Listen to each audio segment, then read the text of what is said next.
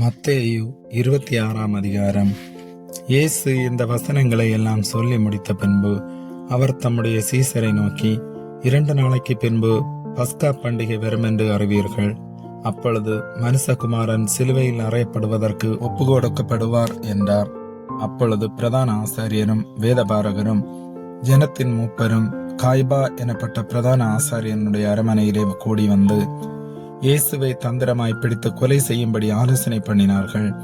ஆகிலும் ஜனங்களுக்குள்ளே கலகம் உண்டாகாதபடிக்கு பண்டிகையிலே அப்படி செய்யலாகாது என்றார்கள். இயேசு பெத்தானியாவில் குஷ்டரோகியாயிருந்த சீமோன் வீட்டில் இருக்கையில் ஒரு ஸ்திரீ விலையேறப்பெற்ற பரிமள தைலமுள்ள வெள்ளைக்கல் பரணியை கொண்டு வந்து அவர் போஜன பந்தியில் இருக்கும்போது அந்த தைலத்தை அவர் சிரசின் மேல் ஊற்றினாள். அவருடைய சீசர்கள் அதை கண்டு விசனமடைந்து, இந்த வீண் செலவு என்னத்திற்கு? இந்த தைலத்தை உயர்ந்த விலைக்கு விட்டு தரித்திரருக்கு கொடுக்கலாமே என்றார்கள்.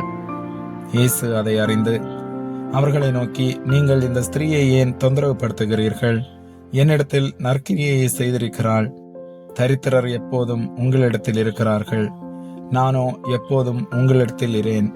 இவள் இந்த தைலத்தை என் சரீரத்தின் மேல் ஊற்றினது என்னை அடக்கம் பண்ணுவதற்கு எத்தனமான செய்கையாய் இருக்கிறது. இந்த சுவிசேஷம் உலகத்தில் எங்கெங்கு பிரசங்கிக்கப்படுமோ அங்கங்கே இவளை நினைப்பதற்காக இவள் செய்ததும் சொல்லப்படும் என்று மெய்யாகவே உங்களுக்கு சொல்லுகிறேன் என்றார். அப்பொழுது 12 ஒருவனாகிய யூதாஸ் காரியோத்து என்பவன் பிரதான ஆசாரியரிடத்திற்கு போய், நான் அவரை உங்களுக்கு காட்டிக் கொடுக்கிறேன், நீங்கள் எனக்கு என்ன கொடுக்கிறீர்கள் என்றான். அவர்கள் அவனுக்கு 30 வெள்ளிக்காசை கொடுக்க உடன்பட்டார்கள். அது முதல் அவன் அவரை காட்டிக் கொடுப்பதற்கு சமயம் பார்த்து கொண்டிருந்தான். புளிப்பில்லாத அப்ப பண்டிகையின் முதல் நாளிலே சீசர்கள் இயேசுவினிடத்தில் வந்து, பஸ்காவை புசிப்பதற்கு நாங்கள் எங்கே உமக்கு ஆயத்தம் பண்ண சித்தமாய் இருக்கிறீர் என்று கேட்டார்கள். அதற்கு அவர், நீங்கள் நகரத்திலே இன்னானின் இடத்திற்கு போய், என் வேலை சமீபமாய் இருக்கிறது, உன் வீட்டிலே என் சீசரோடு கூட பஸ்காவை ஆசரிப்பேன் என்று போதகர் சொல்லுகிறார் என்று அவனுக்கு சொல்லுங்கள் என்றார். இயேசு கற்பித்தபடி சீசர்கள் போய் பஸ்காவை ஆயத்தம் பண்ணினார்கள். சாயங்காலமான போது 12 கூட அவர் பந்தி இருந்தார். அவர்கள் போஜனம் பண்ணுகையில் அவர், உங்களில் ஒருவன் என்னை காட்டிக் கொடுப்பான் என்று மெய்யாகவே உங்களுக்கு சொல்லுகிறேன் என்றார். அப்பொழுது அவர்கள் மிகவும் துக்கமடைந்து அவரை நோக்கி, ஆண்டவரே, நானோ என்று ஒவ்வொருவராய் கேட்கத் தொடங்கினார்கள். அவர் பிரதியுத்தரமாக, என்னோட கூட தாளத்தில் கையிடுகிறவனே என்னை காட்டிக் கொடுப்பான். மனுஷகுமாரன் தம்மை குறித்து எழுதியிருக்கிறபடியே போகிறார். ஆகிலும் எந்த மனுஷனால் மனுஷகுமாரன் காட்டிக் கொடுக்கப்படுகிறாரோ அந்த மனுஷனுக்கு ஐயோ! அந்த மனுஷன் பிறவாதிருந்தானால் அவனுக்கு நலமாயிருக்கும் என்றார். அவரை காட்டிக் கொடுத்த யூதாசும் அவரை நோக்கி, ரவி, நானோ என்றான். அதற்கு அவர், நீ சொன்னபடிதான் என்றார். அவர்கள் போஜனம் பண்ணுகையில் இயேசு அப்பத்தை எடுத்து ஆசீர்வதித்து அதை பிட்டு சீசர்களுக்கு கொடுத்து, நீங்கள் வாங்கி புசியுங்கள், இது என்னுடைய சரீரமாய் இருக்கிறது என்றார். பின்பு பாத்திரத்தையும் எடுத்து ஸ்தோத்திரம் பண்ணி அவர்களுக்கு கொடுத்து, நீங்கள் எல்லாரும் இதிலே பானம் பண்ணுங்கள், இது பாவ மன்னிப்பு உண்டாகும்படி அநேகருக்காக சிந்தப்படுகிற புது உடன்படிக்கைக்குரிய என்னுடைய இரத்தமாயிருக்கிறது. இது முதல் இந்த திராட்சைப்பழ ரசத்தை நவமானதாய் உங்களோடும் கூட என் பிதாவின் ராஜ்யத்திலே நான் பானம் பண்ணும் நாள் வரைக்கும் இதை பானம் பண்ணுவதில்லை என்று உங்களுக்கு சொல்லுகிறேன் என்றார். அவர்கள் ஸ்தோத்திர பாட்டை பாடின பின்பு ஒலிவ மலைக்கு புறப்பட்டு போனார்கள். அப்பொழுது இயேசு அவர்களை நோக்கி, மேய்ப்பனை வெட்டுவேன், மந்தையின் ஆடுகள் சிதறடிக்கப்படும் என்று எழுதியிருக்கிறபடி இந்த ராத்திரியிலே நீங்கள் எல்லாரும் என் நிமித்தம் இடறல் அடைவீர்கள். ஆகிலும் நான் உயிர்த்தெழுந்த பின்பு உங்களுக்கு முன்னே கலிலேயாவுக்கு போவேன் என்றார். பேதுரு அவருக்கு பிரதியுத்தரமாக, உமது நிமித்தம் எல்லாரும் இடறல் அடைந்தாலும் நான் ஒரு காலம் இடறல் அடையேன் என்றான். இயேசு அவனை நோக்கி, இந்த ராத்திரியிலே சேவல் கூவுகிறதற்கு முன்னே நீ என்னை 3 தரம் மறுதலிப்பாய் என்று மெய்யாகவே உனக்கு சொல்லுகிறேன் என்றார். அதற்கு பேதுரு, நான் உம்மோடே மரிக்க வேண்டியதாய் இருந்தாலும் உம்மை மறுதலிக்க மாட்டேன் என்றார். சீசர்கள் எல்லாரும் அப்படியே சொன்னார்கள். அப்பொழுது இயேசு அவர்களோடே கெத்செமனே எனப்பட்ட இடத்திற்கு வந்து சீசர்களை நோக்கி, நான் அங்கே போய் ஜெபம் பண்ணும் அளவும் நீங்கள் இங்கே உட்கார்ந்திருங்கள் என்று சொல்லி பேதுருவையும் செபதேயுவின் குமாரர் இருவரையும் கூட்டிக் கொண்டு போய் துக்கமடையவும் வியாகுலப்படவும் தொடங்கினார்.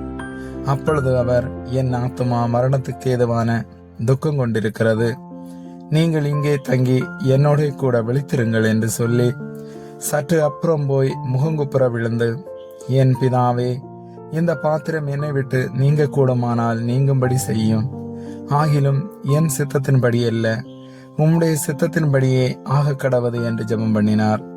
பின்பு அவர் சீசர்களிடத்தில் வந்து அவர்கள் நித்திரை பண்ணுகிறதை கண்டு பேதுருவையை நோக்கி, நீங்கள் 1 மணி நேரமாவது என்னோடு கூட விழித்திருக்க கூடாதா? நீங்கள் சோதனைக்கு உட்படாதபடிக்கு விழித்திருந்து ஜெபம் பண்ணுங்கள். ஆவி உற்சாகம் உள்ளதுதான், மாம்சமோ பலவீனம் உள்ளது என்றார். அவர் மறுபடியும் 2ஆம் தரம் போய், என் பிதாவே, இந்த பாத்திரத்தில் நான் பானம் பண்ணினால் ஒழிய இது என்னை விட்டு நீங்க கூடாதாகில் உம்முடைய சித்தத்தின்படி ஆக கடவது என்று ஜெபம் பண்ணினார். அவர் திரும்ப வந்தபோது அவர்கள் மறுபடியும் நித்திரை பண்ணுகிறதை கண்டார். அவர்களுடைய கண்கள் மிகுந்த நித்திரை மயக்கம் அடைந்திருந்தது. அவர் மறுபடியும் அவர்களை விட்டு போய் 3ஆம் தரமும் அந்த வார்த்தைகளையே சொல்லி ஜெபம் பண்ணினார். பின்பு அவர் தம்முடைய சீசர்களிடத்தில் வந்து, இனி நித்திரை பண்ணி இளைப்பாருங்கள், இதோ மனுஷகுமாரன் பாவிகளுடைய கைகளில் ஒப்பு கொடுக்கப்படுகிற வேளை வந்தது, என்னை காட்டிக் கொடுக்கிறவன் இதோ வந்து விட்டான், எழுந்திருங்கள் போவோம் என்றார். அவர் இப்படி பேசுகையில் 12 ஒருவனாகிய யூதாஸ் வந்தான். அவனோட கூட பிரதான ஆசாரியரும் ஜனத்தின் மூப்பரும் அனுப்பின திரளான ஜனங்கள் பட்டயங்களையும் தடிகளையும் பிடித்து கொண்டு வந்தார்கள்.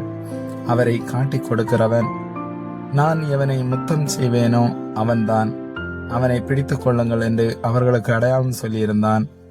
உடனே அவன் இயேசுவினிடத்தில் வந்து, ரபி வாழ்க என்று சொல்லி அவரை முத்தம் செய்தான். இயேசு அவனை நோக்கி, சிநேகிதனே, என்னத்திற்காக வந்திருக்கிறாய் என்றார். அப்பொழுது அவர்கள் கிட்ட வந்து இயேசுவின் மேல் கை போட்டு அவரை பிடித்தார்கள். அப்பொழுது இயேசுவோடு இருந்தவர்களில் ஒருவன் கை நீட்டி தன் பட்டயத்தை உருவி பிரதான ஆசாரியனுடைய வேலைக்காரனை காதார வெட்டினான்.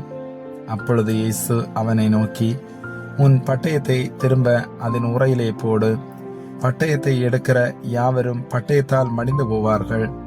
நான் இப்பொழுது என் பிதாவை வேண்டிக் கொண்டால் 12 லேகியோனுக்கு அதிகமான தூதரை என்னிடத்தில் அனுப்ப மாட்டார் என்று நினைக்கிறாயா? அப்படி செய்வேனானால் இவ்விதமாய் சம்பவிக்க வேண்டும் என்கிற வேத வாக்கியங்கள் எப்படி நிறைவேறும் என்றார். அந்த வேளையிலே இயேசு ஜனங்களை நோக்கி, கள்ளனை பிடிக்க புறப்படுகிறது போல நீங்கள் பட்டயங்களையும் தடிகளையும் எடுத்துக்கொண்டு என்னை பிடிக்க வந்தீர்கள். நான் தினந்தோறும் உங்கள் நடுவிலே உட்கார்ந்து தேவாலயத்தில் உபதேசம் பண்ணி கொண்டிருந்தேன். அப்பொழுது நீங்கள் என்னை பிடிக்கவில்லையே. ஆகிலும் தீர்க்கதரிசிகள் எழுதியிருக்கிற வசனங்கள் நிறைவேறும்படி இவைகளெல்லாம் சம்பவிக்கிறது என்றார். அப்பொழுது சீசர்கள் எல்லோரும் அவரை விட்டு ஓடி போனார்கள். இயேசுவை பிடித்தவர்கள் அவரை பிரதான ஆசாரியனாகிய காய்பாவினிடத்திற்கு கொண்டு போனார்கள். அங்கே வேதபாரகரும் மூப்பரும் கூடி வந்திருந்தார்கள். பேதுரு தூரத்திலே அவருக்கு பின் சென்று பிரதான ஆசாரியனுடைய அரமனை வரைக்கும் வந்து உள்ளே பிரவேசித்து முடிவை பார்க்கும்படி சேவகரோடே உட்கார்ந்தான். பிரதான ஆசாரியரும் மூப்பரும் சங்கத்தார் யாவரும் இயேசுவை கொலை செய்யும்படி அவருக்கு விரோதமாய் பொய் சாட்சி தேடினார்கள். ஒருவரும் அகப்படவில்லை. அநேகர் வந்து பொய் சாட்சி சொல்லியும் அவர்கள் சாட்சி ஒவ்வவில்லை. கடைசியிலே 2 பொய் சாட்சிகள் வந்து, தேவனுடைய ஆலயத்தை இடித்து போடவும் 3 நாளைக்குள்ளே அதை கட்டவும் என்னாலே ஆகும் என்று இவன் சொன்னான் என்றார்கள். அப்பொழுது பிரதான ஆசாரியன் எழுந்திருந்து அவரை நோக்கி, இவர்கள் உனக்கு விரோதமாய் சாட்சி சொல்லுகிறதை குறித்து நீ ஒன்றும் சொல்லுகிறதில்லையா என்றான். இயேசுவோ பேசாமல் இருந்தார். அப்பொழுது பிரதான ஆசாரியன் அவரை நோக்கி, நீ தேவனுடைய குமாரனாகிய கிறிஸ்துதானா? அதை எங்களுக்கு சொல்லும்படி ஜீவனுள்ள தேவன் பேரில் உன்னை ஆணையிட்டு கேட்கிறேன் என்றான். அதற்கு இயேசு, நீர் சொன்னபடிதான். அன்றியும் மனுஷகுமாரன் சர்வ வல்லவருடைய வலது பரிசத்தில் வீற்றிருப்பதையும் வானத்தின் மேகங்கள் மேல் வருவதையும் இது முதல் காண்பீர்கள் என்று உங்களுக்கு சொல்லுகிறேன் என்றார். அப்பொழுது பிரதான ஆசாரியன் தன் வஸ்திரங்களை கிழித்துக் கொண்டு, இவன் தேவதூஷணம் சொன்னான், இனி சாட்சிகள் நமக்கு வேண்டியதென்ன? இதோ இவன் தூஷணத்தை இப்பொழுது கேட்டீர்களே, உங்களுக்கு என்னமாய் தோன்றுகிறது என்று கேட்டான். அதற்கு அவர்கள், மரணத்துக்கு பாத்திரனாய் இருக்கிறான் என்றார்கள். அப்பொழுது அவருடைய முகத்தில் துப்பி அவரை குத்தினார்கள். சிலர் அவரை கன்னத்தில் அறைந்து, கிறிஸ்துவே, உம்மை அடித்தவன் யார்? அதை ஞான திருஷ்டியினால் எங்களுக்கு சொல்லும் என்றார்கள். அத்தருணத்தில் பேதுரு வெளியே வந்து அரமனை முற்றத்தில் உட்கார்ந்திருந்தான். அப்பொழுது வேலைக்காரி ஒருத்தி அவனிடத்தில் வந்து, நீயும் கலிலேயனாகிய இயேசுவோடே கூட இருந்தாய் என்றாள். அதற்கு அவன், நீ சொல்லுகிறது எனக்கு தெரியாது என்று எல்லாருக்கும் முன்பாக மறுதலித்தான். அவன் வாசல் மண்டபத்திற்கு போன பொழுது வேறொருத்தி அவனை கண்டு, இவனும் நசரேயனாகிய இயேசுவோடே கூட இருந்தான் என்று அங்கே இருந்தவர்களுக்கு சொன்னான். அவனோ, அந்த மனுஷனை நான் அறியேன் என்று ஆணையிட்டு மறுபடியும் மறுதலித்தான். சற்று நேரத்துக்கு பின்பு அங்கே நின்றவர்கள் பேதுருவினிடத்தில் வந்து, மெய்யாகவே நீயும் அவர்களில் ஒருவன், உன் பேச்சு உன்னை வெளிப்படுத்துகிறது என்றார்கள். அப்பொழுது அவன் அந்த மனுஷனை அறியேன் என்று சொல்லி சபிக்கவும் சத்தியம் பண்ணவும் தொடங்கினான். உடனே சேவல் கூவிற்று. அப்பொழுது பேதுரு, சேவல் கூவுகிறதற்கு முன்னே நீ என்னை 3 தரம் மறுதலிப்பாய் என்று இயேசு தன்னிடத்தில் சொன்ன வசனத்தை நினைத்து கொண்டு வெளியே போய் மனங்கசந்து அழுதான். ஆமேன்.